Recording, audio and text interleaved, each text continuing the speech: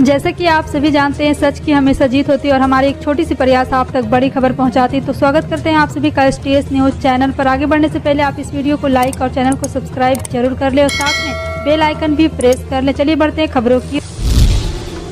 बता दें, प्रधानमंत्री नरेंद्र मोदी ने भारत बांग्लादेश फ्रेंडशिप पाइपलाइन का शनिवार को उद्घाटन किया। ऑनलाइन आयोजित इस कार्यक्रम में बांग्लादेश की प्रधानमंत्री शेख हसीना भी मौजूद रही।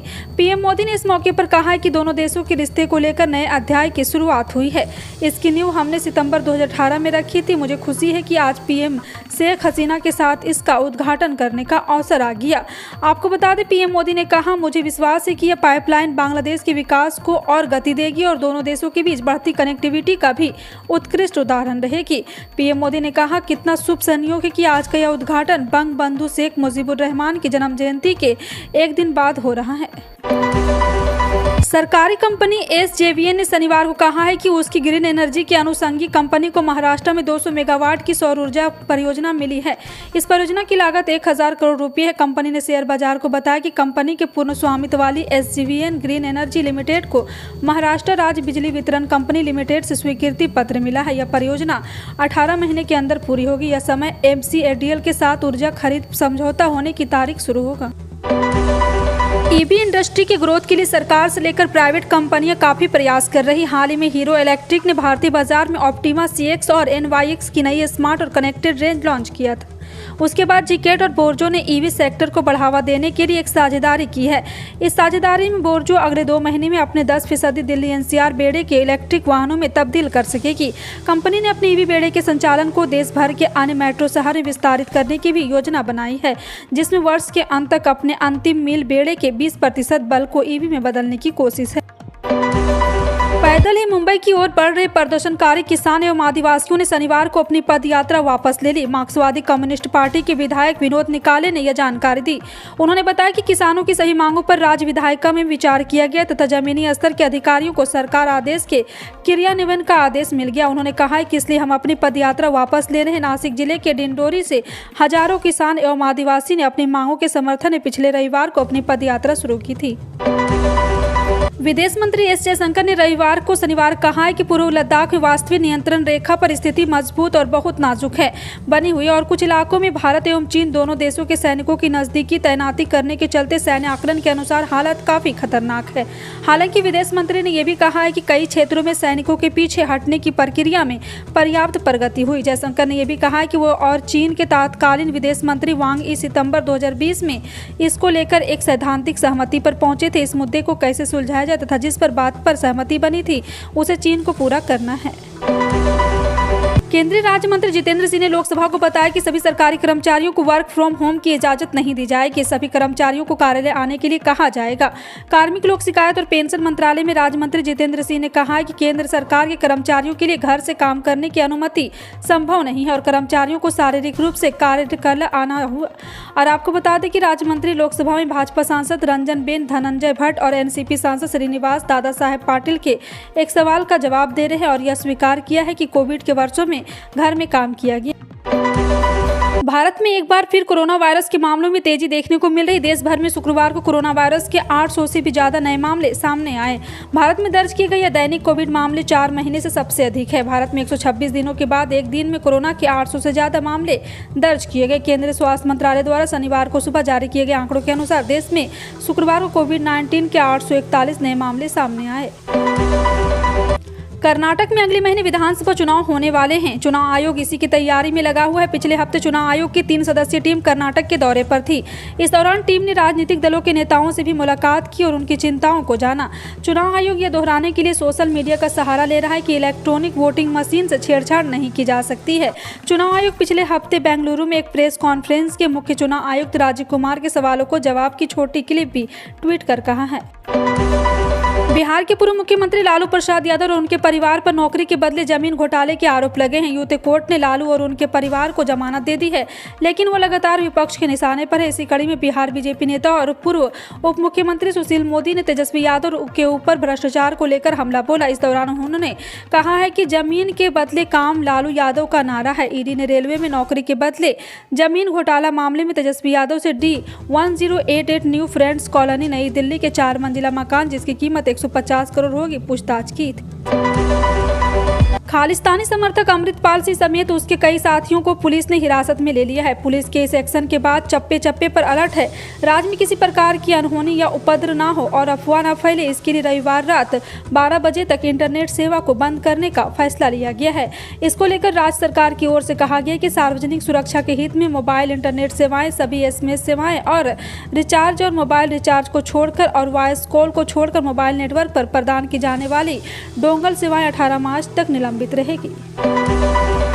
संयुक्त किसान मोर्चा स्कीम के बैनर तले 3 साल बाद दिल्ली के रामलीला मैदान में किसान फिर एकजुट हो रहे हैं। संयुक्त किसान मोर्चा को मिली पुलिस अनुमति के अनुसार 20 मार्च को सुबह 10 बजे से दोपहर 3:30 बजे तक हजारों किसान रामलीला मैदान में महापंचायत करेंगे। यानी किसान 18 से ही दिल्ली की सीमा में घुसना शुरू कर देंगे। 11 राज्यों से SKYM के कई हजार सदस्य रामलीला मैदान में कूच करेंगे। मुख्यमंत्री कन्यादान योजना के तहत बेटियों को दिए जाने वाले सामान्य भ्रष्टाचार की शिकायतों पर मध्य प्रदेश सरकार ने बड़ा फैसला लिया है। राज्य के मुख्यमंत्री शिवराज सिंह चौहान ने ऐलान किया है कि अब इस योजना में बेटियों को विदाई में सामान नहीं बांटेंगे, अब सीधे 56,000 रुपये का चेक देंगे। बुरहानपुर में पूर्व सांसद दिवंगत नंद कुमार सिंह चौहान की प्रतिमा का अनावरण करने पहुंचे CM शिवराज सिंह चौहान ने कहा, मुख्यमंत्री कन्या विवाह योजना में कन्या को दी जाने वाली सामग्री के संबंध में कुछ शिकायत मिलने पर यह निर्णय लिया गया। बांग्लादेश के बल्लेबाज साकिब अल हसन ने बड़ा धमाल कर दिया। आयरलैंड के खिलाफ बांग्लादेश में खेले जा रहे पहले वनडे में साकिब ने ताबड़तोड़ बल्लेबाजी कर रिकॉर्ड बुक में अपना नाम दर्ज कर लिया है। हालांकि वे 93 रन बनाकर आउट हो और सेंचुरी में चूक गए, लेकिन इससे पहले ही उन्होंने इतिहास रच दिया। बता दें कि साकिब अल हसन वनडे में 7,000 रन और 300 विकेट लेने वाले दुनिया के तीसरे क्रिकेटर बन गए हैं। बीजेपी और कांग्रेस के बीच जारी घमासान थमने का नाम नहीं ले रहा है। बीजेपी ने राहुल गांधी के नेतृत्व और क्षमता पर सवाल खड़े किए हैं। मध्य प्रदेश के CM शिवराज सिंह चौहान ने राहुल गांधी को अपरिपक्व नेता बताते हुए निशाना साधा। उन्होंने कहा कि कांग्रेस वाले राहुल गांधी को जबरन राष्ट्रीय नेता बनाने पर लगे हैं। वहीं कांग्रेस नेता पवन खेड़ा ने बीजेपी और केंद्र सरकार पर अडानी को बचाने का आरोप लगाया। कांग्रेस अडानी के मुद्दे को लेकर बीजेपी पर हमलावर है। Central board of secondary education ने सभी एफिलिएटेड यानी कि बोर्ड से संबंधित स्कूलों के लिए एक नोटिस जारी किया है। इससे उनके आग्रह किया गया है कि वे एडमिटेड सेशन की शुरुआत 1 अप्रैल से करें, ना कि इससे पहले। CBSE ने स्कूल प्रमुखों को 1 अप्रैल से 31 मार्च तक एकेडमिक सेशन को सख्ती से पालन करने को कहा है। बोर्ड की तरफ से उन्हें 1 अप्रैल से पहले सत्र करने से परहेज करने की सलाह दी है। हिमाचल प्रदेश में सुखविंदर सिंह सुक्खू का पहला बजट आ गया। मुख्यमंत्री सुखविंदर सिंह सुक्खू ने खुद विधानसभा में वित्तीय वर्ष 2023 से 24 के लिए 53,413 करोड़ रुपए का अपना पहला बजट पेश किया। विधानसभा के पहले दिन ऑल्टो कार में पहुंचे मुख्यमंत्री सुखविंदर सिंह सुक्खू वाले दिन इलेक्ट्रिक कार से पहुंचे और इस बजट को सरकार की तरफ से सुख का बजट कहा है। CM सुक्खू ने बजट के करीब 2 घंटे तक बोले और इस बजट भाषण में किस वर्ग को क्या क्या मिला इस वीडियो में विस्तार से भी दिया जा चुका है। महंगाई की मार झेल रहे लोगों की मुश्किलें आने वाले दिनों में और बढ़ सकती है। इसकी वजह है देश में बेमौसम बारिश और ओलावृष्टि। पिछले कुछ दिनों से देश के कई हिस्सों में कई राज्यों में तेज आंधी के साथ हो रही बारिश ने लोगों को गर्मी से राहत दी है, लेकिन किसानों की मुश्किलें बढ़ा दी। बेमौसम बरसात और ओलावृष्टि के कारण फसलों और सब्जियों को भारी नुकसान पहुंचा है। इससे आने वाले दिनों में खासकर सब्जियों की कीमत में काफी तेजी आ सकती है। उत्तर प्रदेश, मध्य प्रदेश और पंजाब के भी कई जिलों में सरसों और गेहूं की फसल को काफी नुकसान हुआ है। हिमाचल सरकार ने शुक्रवार को 53,413 करोड़ का बजट पेश किया। आपको बता दें, मुख्यमंत्री ने बजट भाषण पेश करते हुए कहा है कि राज्य के पहले चरण में 2.31 लाख महिलाओं की प्रतिमाह 1,500 से 1,500 रुपये दिए जाएंगे और आपको बता दें इससे प्रतिवर्ष 416 करोड़ रुपए की खर्च होंगे। बजट में सरकार ने 30,000 लोगों को सरकारी नौकरियां व निजी क्षेत्रों में प्रत्यक्ष और अप्रत्यक्ष रूप से 90,000 को रोजगार देने की घोषणा की। वहीं 40,000 नए लोगों को सामाजिक सुरक्षा, पेशेवर और पेंशन दायरे में लाने की बात भी की है। मुख्यमंत्री ने बजट भाषण में 31 मार्च 2026 तक हिमाचल प्रदेश को ग्रीन एनर्जी स्टेट के रूप में विकसित करने का ऐलान किया है। CM ने बजट में 25,000 विभिन्न कार्यात्मक पदों को भरने की भी घोषणा की है। सरकार ने आधार कार्ड अपडेट को लेकर लोगों को बड़ी राहत दी है। Unique identification authority of India ने बताया है कि अब आधार में अपडेट कराने के लिए कोई पैसे खर्च नहीं करना होगा। ये सुविधा केवल ऑनलाइन अपडेट कराने पर ही मिलेगी, लेकिन ये सुविधा केवल 15 मार्च से 14 जून यानी कि 3 महीने तक ही खुली है। वहीं अगर आप आधार को अपडेट कराने के लिए डिजिटल काउंटर पर जाते हैं तो इसके लिए आपके 50 रुपये ही देने होंगे।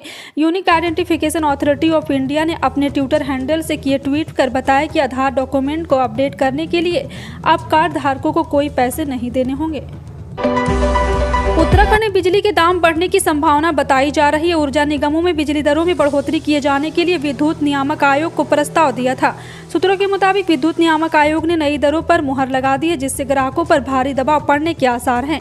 हालांकि पावर टैरिफ के कितने इजाफा किया जाएगा यह अभी तक साफ नहीं हो पाया है, लेकिन बताया जा रहा है कि यह 23 मार्च की साफ हो जाएगा। माना जा रहा है कि 1 अप्रैल से बिजली की नई दरें लागू हो जाएगी।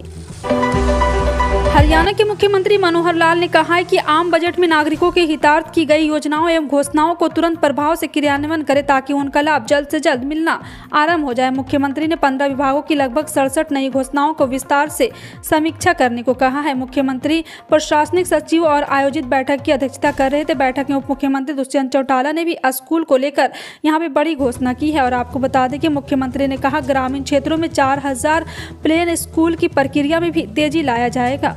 साथ ही साथ उन्होंने कहा कि युवाओं को आत्मनिर्भर बनाने के लिए ड्रोन व्यवस्था की प्रक्रिया पूरी कर प्रशिक्षण देने का कार्य भी आगामी माह से शुरू हो जाए। ड्रोन खरीदने पर 75% सब्सिडी भी प्रदान की जाएगी। फिलहाल आपका इन सभी खबरों पर क्या कहना है कमेंट सेक्शन में टाइप करके जरूर बताएं। इसी तरह की पल पल की अपडेट जानने के लिए जुड़े रहें आप अपने NTS न्यूज चैनल से। मिलते हैं अगली बड़ी खबर में, तब तक के लिए जय हिंद।